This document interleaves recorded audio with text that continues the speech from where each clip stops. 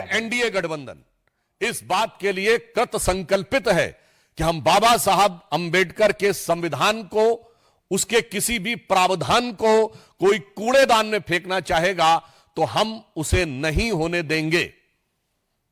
और मैं यह भी स्पष्ट करना चाहता हूं, जो बात पहले भी कही जा चुकी है, वक्फ बोर्ड के जिन प्रावधानों के विरुद्ध इंडी गठबंधन के नेता बार बार बोल रहे हैं, क्या वो प्रावधान सऊदी अरब में लागू है जो इस्लाम की जन्मस्थली है? नहीं। क्या इंडोनेशिया में लागू है जो सबसे बड़ा मुस्लिम देश है? नहीं। क्या टर्की में लागू है जो खलीफत की सीट रही है? नहीं। क्या वो पाकिस्तान और बांग्लादेश में लागू है? नहीं। जो आईएसआईएस की भूमि है, सीरिया और इराक के हिस्से, वहां पे लागू है? नहीं। तो मैं पूछना चाहता हूं इंडी गठबंधन से कि आप बिहार में क्या सऊदी अरब, इंडोनेशिया, टर्की और आईएसआईएस से ज्यादा बड़ा शरिया का कानून लागू करने की सोच रहे हैं? हमें इस बात का सीधा और साफ जवाब चाहिए।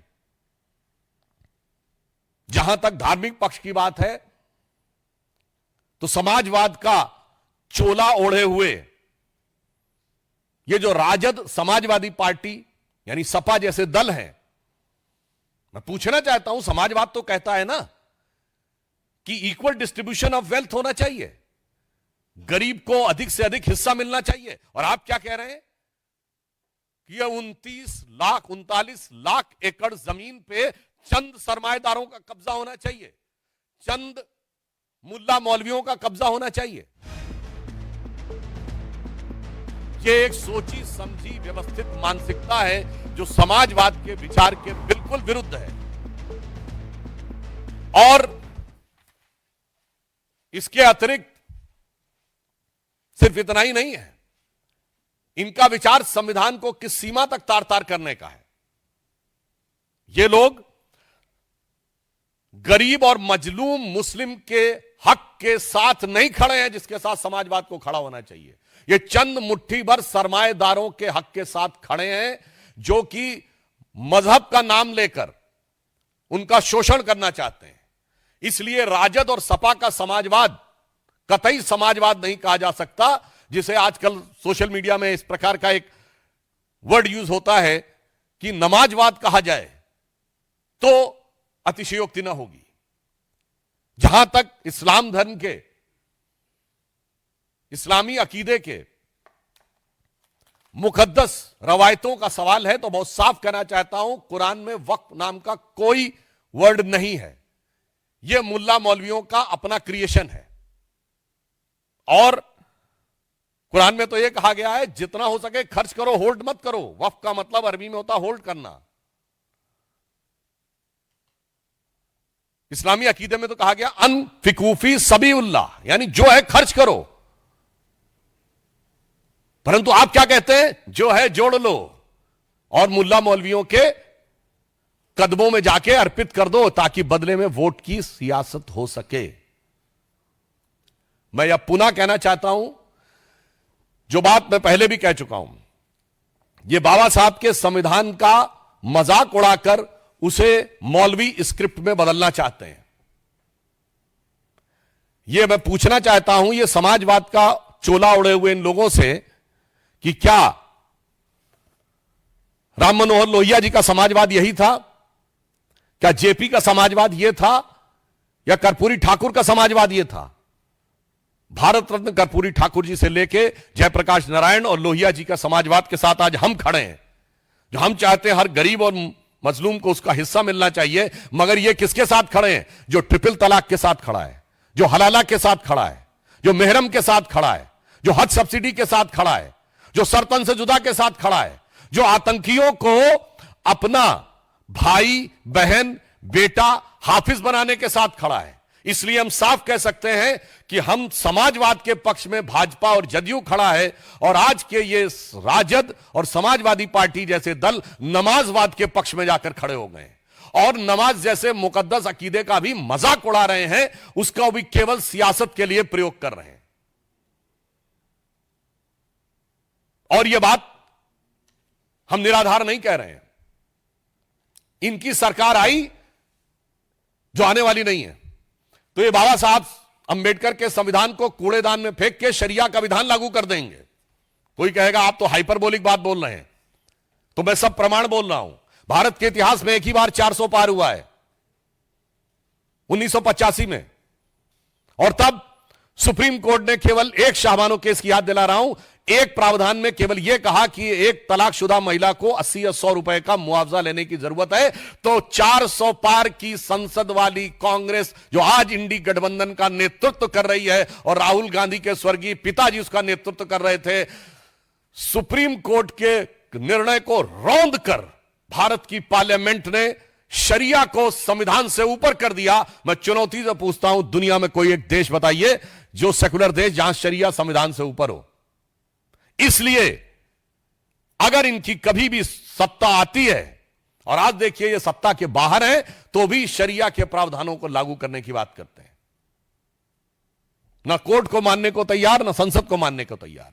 इसलिए मैं पुनः कहता हूं कि जिन लोगों ने इस सीमा तक जाके किया, उसका समर्थन करने वाले लोग समाजवादी नहीं, नमाजवादी कहलाएंगे।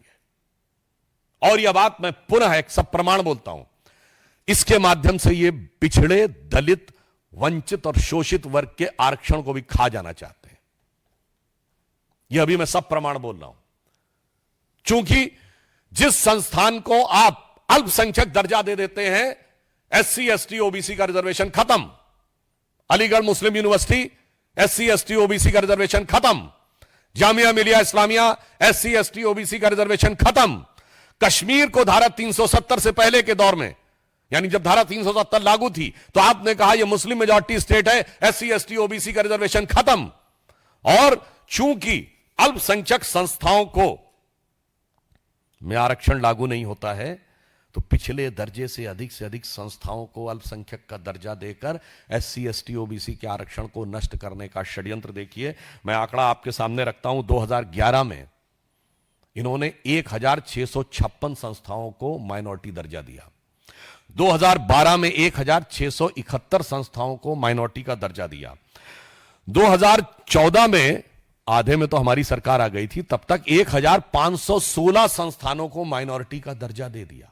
अरे माइनॉरिटी का दर्जा देना है तो जांच परख करके दीजिए ना, जैसे हमने दिया। हमारी सरकार आने के बाद 2020 में 12 संस्थाओं को, 2021 में 14 संस्थाओं को, 2022 में 86 संस्थाओं को दिया गया। ये पिछले दरवाजे से पिछड़ों का आरक्षण को पे सेंध लगाने का काम यही नमाजवादी लोग कर रहे हैं। तेलंगाना में कांग्रेस की सरकार है, उसने पिछड़ों के आरक्षण में अल्पसंख्यक मुस्लिम समाज को की एंट्री करवा दी है। कर्नाटक में अब उन्होंने मुस्लिम समाज को पिछड़ों में शामिल कर दिया है। बंगाल में तो स्थिति और भी विचित्र है, 179 जातियां ओबीसी में की गई, 118 उसमें से मुस्लिम है। ओबीसी कमीशन ने पूछा कि इतनी भारी संख्या में मुस्लिम कैसे आ गए इसमें, तो जानते हैं क्या जवाब दिया गया? कि ये कन्वर्ट होने से पहले जब हिंदू थे तो ये ओबीसी थे, इसलिए इनको ओबीसी मान लिया जाए। तो ओबीसी ने, कमीशन ने पूछा कि फिर इतने कन्वर्ट कैसे हो गए, तो जवाब नहीं। और तो और आपको आश्चर्य होगा कि वो कह रहे हैं कन्वर्ट होने से पहले वो लोग हिंदू थे, तो हिंदू समाज की जातियों से ज्यादा मुस्लिम समाज में जातियां हैं, बंगाल की सरकार के मुताबिक, जो ओबीसी कमीशन को उन्होंने रिपोर्ट दी है। इसलिए मैं कह रहा हूं, ये समाजवाद नहीं, ये मुल्ला मौलवी का नमाजवाद है। ये इस्लामी अकीदे का नमाजवाद भी नहीं है, ये मुल्ला मौलवी का नमाजवाद है। इसलिए ये पिछड़े, दलित और ओबीसी के आरक्षण को जिस ढंग से नष्ट करने का प्रयास कर रहे हैं, जिस ढंग से उस पे पिछले दरवाजे से सेंध मारने का काम कर रहे हैं, श्री नरेंद्र मोदी जी के नेतृत्व में भारतीय जनता पार्टी और एनडीए की सरकार इसे कदापि नहीं होने देगी। वक्फ बोर्ड के बारे में मैं पूछना चाहता हूं, अगर आपके दिल में इतना दर्द है, तेजस्वी यादव जी, आप जवाब दीजिए कि पटना में वक्फ को लेकर लालू प्रसाद यादव जी का संसद में 2010 का दिया गया बयान है कि बहुत गड़बड़ हो गया है, सब जमीन कब्जा कर ली गई है। तो कहते हैं कि वो आधा बोला गया। तो मैं पूरा सवाल पूछता हूं, बताइए, इतनी वक्फ की संपत्तियां हैं, कितने अस्पताल हैं उस पे, कितने यतीम खाने हैं, कितने कॉलेज हैं, कितनी यूनिवर्सिटी हैं, कितनी मुस्लिम तलाकशुदा और बेवा महिलाओं के लिए कोई संस्थान बना है? कितना दिव्यांग मुस्लिम समाज के दिव्यांगों के लिए क्या बना है? कौन सा मुस्लिम रिसर्च इंस्टीट्यूट बनाया गया है? ना, यह है समाजवाद का लबादा ओढ़ो और सत्ता के ठेकेदारों के हाथ में सारी की सारी संपत्ति को इकट्ठा कर दो। इसलिए आज वेदना के साथ, उदाहरण के लिए गोविंदपुर ग्राम में, बिहार में, जहां 95% हिंदू रहते हैं, वक्फ बोर्ड का दावा है, और यहां सिर्फ हिंदू मुसलमान की बात नहीं है। मुनम्बम में, केरल में, क्रिश्चियन समाज के 400 घरों के ऊपर वक्फ बोर्ड का दावा। यमुनानगर में गुरुद्वारे के ऊपर दावा। इनको माइनॉरिटी से भी मतलब नहीं है। इन समाजवादियों को पहले तौलना है सियासत के तराजू पे कि कौन सी माइनॉरिटी, कांग्रेस को तौलना है सियासत के तराजू पे कि कौन सी माइनॉरिटी का वोट बैंक हल्का नजर आ रहा है और किसका भारी नजर आ रहा है। तब मुल्ला मौलवियों के आगे नतमस्तक होके समाजवाद को मुल्ला मौलवियों के आगे नतमस्तक होने वाले नमाजवाद में कन्वर्ट कर देना है। तो जो कुछ इंडी गठबंधन कर रहा है, हम उनके इन सपनों को कतई साकार नहीं होने देंगे। देश की जमीन देश की जनता की रहेगी, किसी मुल्ला मौलवी की नहीं रहेगी। देश का संविधान बाबा साहब के विधान से चलेगा, शरिया के फरमान से नहीं चलेगा। आपने अपने दौरे हुकूमत में शरिया के 1 दर्जन प्रावधान बाबा साहब के संविधान में पिछले दरवाजे से लागू किए। आप इस संविधान को शरिया स्क्रिप्ट बनाना चाहते हैं, हम नहीं होने देंगे। और अंत में मैं कहना चाहूंगा, अपराधीकरण की प्रतीक राजद, भ्रष्टाचार की प्रतीक कांग्रेस, दोनों मिलकर, और दोनों के युवा नेता, एक अधेड़ उम्र का युवा नेता, एक देखिए कितना शिक्षित युवा नेता जिसको क्या कुछ पता है, और ये कह रहे हैं कि भगवान बुद्ध की धरती, नालंदा की धरती का कायाकल्प ये करेंगे। पहले तो मैं इनसे कहना चाहूंगा, वक्त पे कुछ जानकारी लेनी है तो आरिफ मोहम्मद खान साहब राज्यपाल हैं, जाके थोड़ा पढ़िए समझिए तो आपको समझ में आएगा कि इस्लामी अकीदे में, इस्लामी इल्म में वक्फ का क्या महत्व है। मगर क्या बताएं, पढ़ने के लिए भी, सुनने के लिए भी, समझने के लिए बुद्धि होनी चाहिए। तो इसलिए इनसे कहना चाहूंगा, समाजवाद के बारे में एक बड़े प्रख्यात समाजवादी कवि हुए हैं अदम गोंडवी। उन्होंने समाजवादी विचारधारा में आए हुए विकार पे दुखी होकर एक कविता लिखी थी, वो मैं आज आपके सामने अर्पित करना चाहता हूं। ये राजद, सपा और इंडी गठबंधन के नेताओं के लिए, और राम राज्य की अवधारणा जो गांधी जी ने दी थी, उसका क्या हाल किया कांग्रेस के नेताओं के लिए। तो अदम गोंडवी जी, ये उनका वाक्य है, मेरा नहीं, ये समाजवादी कवि थे। उन्होंने लिखा था, काजू भुना है प्लेट में विस्की गिलास में, उतरा है राम राज्यों विधायक निवास में। काजू भुना है प्लेट में विस्की गिलास में, उतरा है राम राज्यों विधायक निवास में। और आगे उनके शब्द हैं, पक्के समाजवादी हैं तस्कर हो या डकैत। ये मेरे शब्द नहीं है, ये अदम गोंडवी जी के शब्द हैं। पक्के समाजवादी हैं तस्कर हो या डकैत, कितना असर है खादी के उजले लिबास में। मगर आज जो बिहार में हुआ है, उसको देखकर मेरे मन में भाव आता, तो मैं एक पंक्ति इसके आगे अपने मन से इसको समर्पित करते हुए कहना चाहूंगा कि पक्के नमाजवादी हैं राजद हो या कांग्रेस, पक्के नमाजवादी हैं राजद हो या कांग्रेस, कितनी तड़प है कठमुल्ला वोटों की प्यास में। तो इसलिए मैं बहुत पीड़ा के साथ, और मैं बिहार की प्रबुद्ध जनता का आह्वान करता हूं कि उसके सामने 2 रास्ते हैं, राष्ट्रवाद और समाजवाद। अब वास्तविक समाजवाद के रास्ते पर चलती हुई भाजपा और जदयू, और कठमुल्लापन वाले नमाजवाद के रास्ते पर चलती हुई इंडी गठबंधन, जो सरकार में आने पर पिछले दरवाजे से शरिया लागू करने के लिए कोशिश करेगी, और एक तरफ हमारी सरकार जो बाबा साहब के संविधान की रक्षा करने के लिए कृत संकल्पित रहेगी। धन्यवाद। तो बीजेपी की प्रेस कॉन्फ्रेंस और बीजेपी ने निशाना साधा आरजेडी पर, खास तौर पर क्योंकि बिहार में इलेक्शन है, तो ऐसे बयान आपको सुनने को, देखने को, समझने को मिल जाएंगे। और साथ में समाजवादी पार्टी को भी बीजेपी नेता सुधांशु त्रिवेदी ने लपेट लिया और यह कहा कि यह तय करना होगा कि किसके साथ किसको जाना है। मुस्लिमों के लिए क्या कुछ किया, उन्होंने ये भी बातें कही है और खास तौर पर इंडिया गठबंधन को लेकर भी बहुत सारी बातें सुधांशु त्रिवेदी ने कही हैं।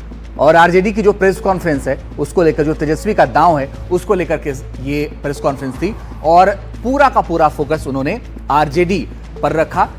लेकिन समाजवादी पार्टी ने इस पे क्या कुछ कहती है समाजवादी पार्टी, सुनेंगे इस पर आगे। तो एसपी आरजेडी किसके साथ खड़े हैं ये पूछा है भारतीय जनता पार्टी ने। कहा ये समाजवादी नहीं, ये नमाजवादी हैं। भारतीय जनता पार्टी की प्रेस कॉन्फ्रेंस में कहा गया कि समाजवादी पार्टी और आरजेडी समाजवादी नहीं, नमाजवाद के साथ है।